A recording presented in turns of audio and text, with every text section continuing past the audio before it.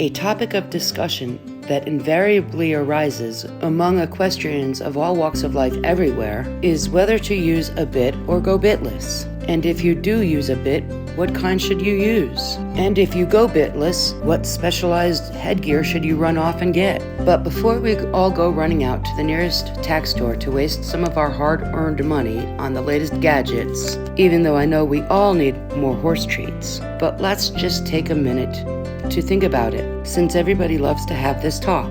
Here at Strong Horse Trail Breakers, we feel that there is no black and white answers when discussing bit issues. Our choices are made on an individually based concept. We've found that there's not always an advantage one bit over another in every case. We prefer to take the individual needs of each and every horse into account before making any concise decisions on which method or mechanics is best applied to the horse in general. As owners, riders, and willing partners, we must always remain in control of our horses for their well-being, your own safety, as well as the safety of those around you. But you don't always do that with the most aggressive bit. We believe that the rider must maintain soft, gentle contact with the horse. Should the rider fail to maintain soft hands, there will always be response issues within the horse, whether the horse be green or well-trained. Therefore, here at Strong Horse, we advocate for training, and more training for the rider as well as the horse when bit issues arise. Furthermore, we believe we must be open-minded to the needs of the horse and determine which method of control is most beneficial for the horse and rider, with the goal always being a willing partnership.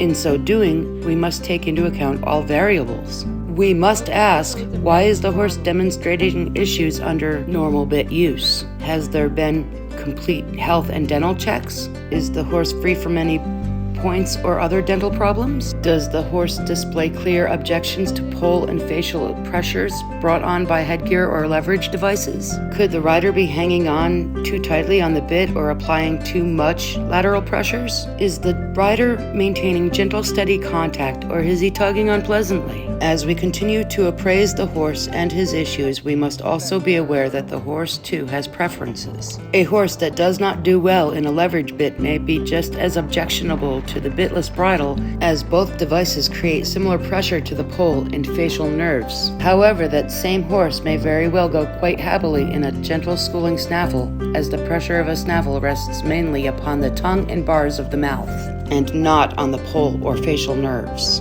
Likewise, there are horses who do not appreciate the pressure of the bit on their tongue and the bars of their mouth.